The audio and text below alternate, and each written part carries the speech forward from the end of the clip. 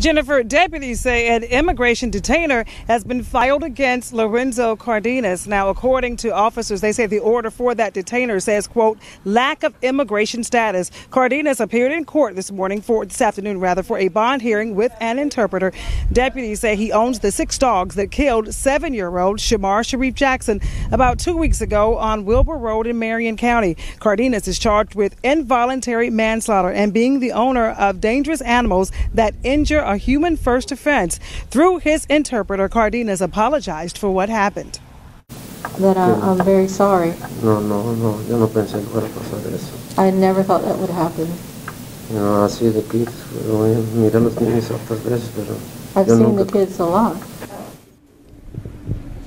Officials say he was arrested in 2006 for driving without a license, but under a different name. The sheriff says ICE intends to take Cardenas into their custody if he posts bond. For now, he remains behind bars here at the Marion County Detention Center.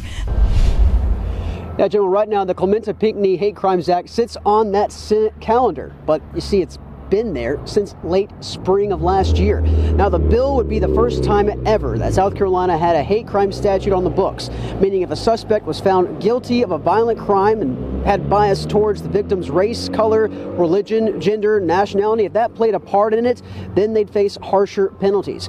The bill saw broad bipartisan support in the State House, but narrowly made it out of committee to be where it is now, stuck near the bottom of the daily Senate calendar. You know, I say this to South Carolinians, we should be tired of always being last or next to the last. You know, we need to go ahead and get the bill passed and get it done. Now, the bill is named after the former state senator and reverend who was killed when a gunman fueled by racial bias opened fire on a Charleston church congregation back in 2015. Now, I reached out to several state senators this MLK Day to see where they think the progress, the momentum is on this piece of legislation. And the picture that was painted to me was not necessarily a positive one. More on that at 6.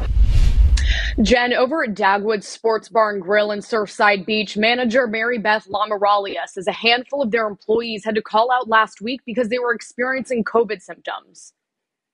Manager Mary Beth Lamoraglia says the management team at Dagwood Sports Bar and Grill made the immediate decision to shut down operations to avoid COVID spreading among the staff. All of a sudden, it was like wham, bam, bam, and we said, whoa, we need to put on the brakes. Notifying guests through their Facebook page, Dagwoods and Surfside shut down for about a week. Lamoraglia says management and staff used this time to take a handful of precautions to protect both their employees and their guests. We had our cleaning company come in and do all the COVID sanitized cleaning, if you will, on Thursday.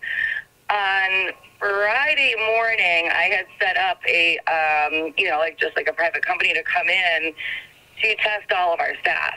Lamoraglia says closing was the right thing to do so they could prioritize the health of their staff, their guests, and the cleanliness of the restaurant. She also says it was necessary to bring in a private company to test the employees as her staff was struggling to find access to a COVID test. I had employees waiting at doctor's care for like 7 hours to get a test, so it was awful, And then they would be looking, they're coming to us for advice, and we went out and we tried to buy a home test, and they said, hold on, there's got to be a better way. Lamoraglia says she's thankful to have a persistent team, especially in times like this. The patience and the hard work and, still putting on those smiles and treating every person walking in the door, as we want to be treated, it takes a lot. Lamoraglia says the Dagwoods in Surfside Beach is back up and running with a healthy staff. She says their employees are taking extra cleaning precautions and smiling through their masks as they're ready to work again. Start of new laws and bills across South Carolina, but 2 bills that aren't being introduced are causing a statewide group to speak out. State Bill 497 would require boating safety courses for anyone born before July 1st, after July 1st, 2006 could operate a vessel, while State Bill 29 would require watercraft liability insurance for any boat owner over a boat over 70 horsepower Randall Smith, chairman of the South Carolina Crime Victims Council Boating Safety Committee, says the two bills have stalled in the State House after being passed by the Senate last year, and they aren't getting any answers at this point from lawmakers. I can understand them objecting to a particular bill. They have every right to.